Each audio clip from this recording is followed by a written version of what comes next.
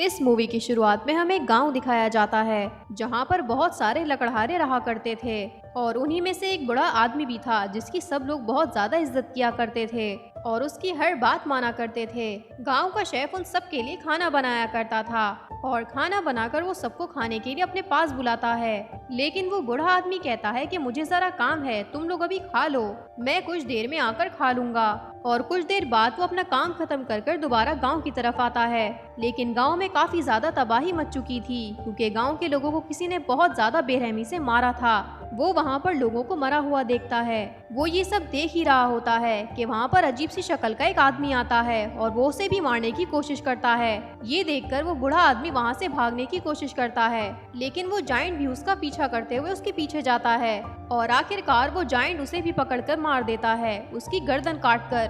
और इसके बाद हमें प्रेजेंट टाइम दिखाया जाता है और हमें एक ऐसा डिपार्टमेंट दिखाया जाता है जहाँ पर क्रिमिनल बच्चों को ट्रेनिंग दी जाती थी ताकि वो आगे ऐसे बुरे काम ना करें। उनकी काउंसलिंग और उन पर नजर रखने के लिए एक सार्जेंट और एक फीमेल स्टाफ को रखा जाता है। और इस बार वहाँ पर 5 बच्चों को लाया गया था जो कि ये क्रिमिनल एक्टिविटीज कर चुके थे, यानी उन्होंने कोई ना कोई गलत काम जरूर किया था। उनमें से एक लड़की का नाम सीबी होता है और उसका फादर शेरिफ होता है। वो सार्जेंट उन सब बच्चों को बताता है कि हम जंगल की तरफ जाएंगे और वहाँ पर कैंप्स लगाकर रहेंगे। वहाँ पर मैं आप सब लोगों की काउंसलिंग करूँगा और आपको अच्छी बातें बताऊंगा और अगर किसी ने मेरी बात ना मानी तो मैं उसे सजा दूंगा। और अगर जिसने वैसा किया जैसे मैंने कहा और वो टेस्ट में पास हो गया तो ये कोर्ट भी उसे छोड़ देगी। अब वहाँ से ये सब मिलकर जंगल की तरफ चले जाते हैं और शेरिफ भी अपने घर चला जाता है।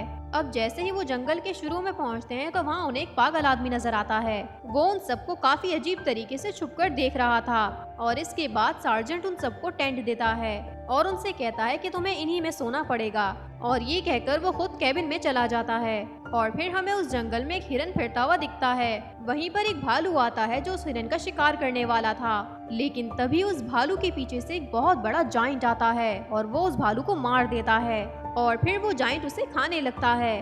और फिर हम देखते हैं कि रात में उन सब बच्चों की काउंसलिंग हो रही थी और वो कैंप फायर यानी आग के पास बैठकर बातें कर रहे थे। और तभी वो पागल आदमी दोबारा आकर उनके साथ अजीब हरकतें करने लगता है। सार्जेंट उन सबसे कहता है कि घबराओ नहीं, ये इसी जंगल का रहने वाला है।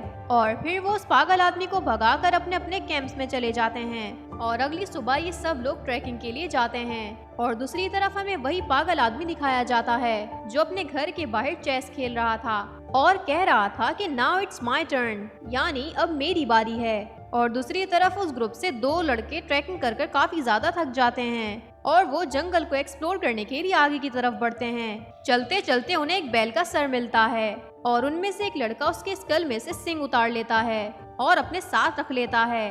तो उनकी टीम में से एक लड़की बोलती है कि ये क्या किया तुमने, तुम ऐसे कैसे किसी स्केलेटन का सिंग उतार कर ला सकते हो।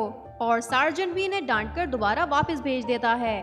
और अब दूसरी तरफ हमें सीबी का फादर दिखाया जाता है और उसे यहाँ ये पता चलता है कि इसी ट्रेनिंग के दौरान काउंसलिंग डिपार्टमेंट में एक बच्चे की जान जा चुकी है पहले भी, क्योंकि सार्जेंट ने उसे बहुत ज्यादा एक्सरसाइज करवाई थी। ये सुनते ही सीबी का फादर काफी ज्यादा परेशान हो जाता है और फिर वो अपनी बेटी की फिक्र में जंगल की तरफ निकल जाता है। और अब दूसरी तरफ हमें वही जायंट दिखाया जाता है जो अपने ठिकाने की तरफ जा रहा था। वो देखता है कि उसके बैल का तो एक सिंग ही गायब है। वो बहुत जोर से चिल्लाता है और धाड़ता है, तो सब लोग समझते हैं कि शायद ही कोई शेर हो सकता है। इसी दौरान वो पागल आदमी भी अपनी गन लिए घर से बाहर निकलता है क्योंकि वो पागल आदमी जान चुका था कि वो जायंट काफी ज्यादा गुस्से में है। और अब जायंट भी उन लोगों को ढूंढने के लिए निकल जाता है जिसने उसके बैल का सिंग चुराया था। और अचानक जायंट को वो लोग दिख भी जाते हैं। उनमें से एक लड़की अपने मोबाइल में काफी ज्यादा बिजी थी और फिर वो जायंट उसके पीछे आकर खड़ा हो जाता है और अपनी एक्स यानी अपनी कुल्हाड़ी से उसकी बॉडी के 2 टुकड़े कर देता है। और इसी तरह वो एक और लड़की को बहुत ही जोर से हिट करता है और वो सार्जेंट के भी 2 टुकड़े कर देता है। और वो सार्जेंट को कुचलते हुए बाकी लोगों की तरफ भी भागता है। और अब ये बाकी लोग अपने कैबिन की तरफ भागते हैं और ये लोग प्लान कर रहे थे कि हम वैन लेकर इस जंगल से बाहर निकल जाएंगे, लेकिन अनलकीली चाबी तो सार्जेंट के पास रह गई थी। तो उनमें से एक लड़का फौरन कहता है कि मुझे वैन को बिना चाबी के भी स्टार्ट करना आता है। और फिर वो लोग डरते डरते वैन की तरफ जाते हैं, लेकिन उस लड़के से वो वैन स्टार्ट ही नहीं होती। तो वो लेडी स्टाफ उन्हें फौरन से कैबिन की तरफ बुला लेती है और बाहर वो जायंट उनकी वैन को घसीटते हुए अपने साथ ले जाता है। कि ये लोग यहाँ से जा ना सकें। और फिर वो जाइंट इंतजार करता है कि कब वो लोग बाहर आएंगे ताकि मैं उन्हें मार सकूं। और फिर हमें वो पागल आदमी दिखाया जाता है जो कि भागता भागता उनकी कैबिन की तरफ आ रहा था और फीमेल स्टाफ उसे फौरन अंदर बुला लेती है। वो बहुत ज्यादा घबराया हुआ था और वो उनसे कहता है कि ऐसा हो ही नहीं सकता कि तुम लोगों ने उसके साथ कुछ गलत किया हो, वरना वो जाइंट इस तरह नहीं करता। तुम लोगों ने जरूर उसकी कोई कीमती चीज चुरा ली है, इसलिए वो तुम लोगों के पीछे पड़ गया है। और तभी सीबी उसे वो सींग दिखाती है जो कि उनके ग्रुप का लड़का लाया था। तो वो पागल आदमी कहता है कि देखा कहा था मैंने। और फिर वो पागल आदमी उन्हें एक स्टोरी सुनाने लगता है। वो उन्हें बताता है कि 100 साल पहले गांव में एक आदमी रहा करता था जिसके घर एक ऐसा बच्चा पैदा हुआ जिसको जाइंटिज्म था, यानी उसके बॉडी पार्ट्स बहुत जल्दी ग्रो कर रहे थे और इस बीमारी की वजह से कोई भी उस लड़के से दोस्ती नहीं करता था। तो फिर उसने जंगल में एक छोटे से बैल के साथ दोस्ती कर ली। वो भी आहिस्ता आहिस्ता इसकी तरह बहुत ज्यादा बड़ा होता गया और ये दोनों बहुत ही अच्छे दोस्त बन गए। लेकिन उस साल गांव के लोगों ने बहुत सारे दरख्त काटे जिसकी वजह से कोई भी दरख्त गांव में नहीं बचा। जानवर तो दूर की बात, यहाँ पर कोई परिंदा भी बाकी नहीं रहा। इन्हें अपनी गलती का एहसास तो हुआ, लेकिन ये लोग भूखे भी रहने लगे क्योंकि इनकी इस हरकत की वजह से इन्हें कोई शिकार भी नहीं मिलता था। और अचानक जंगल में उन्हें वही जाइंट का दोस्त बैल मिला। गांव के लोगों को कुछ भी समझ नहीं आता और वो जल्दी से उस बैल को शूट कर देते हैं। गांव आकर वो उस बैल को पकाकर खाने लगते हैं। लेकिन जब जाइंट वहां पर आया तो उसे देखकर बहुत ज्यादा गुस्सा आया कि इन्होंने मेरे दोस्त बैल को मार दिया। और इस हादसे के बाद उसने एक एक कर गांव के लोगों को कत्ल करना शुरू कर दिया और इसके बाद अपने ही फादर का सर ब्लेड में देकर काट दिया।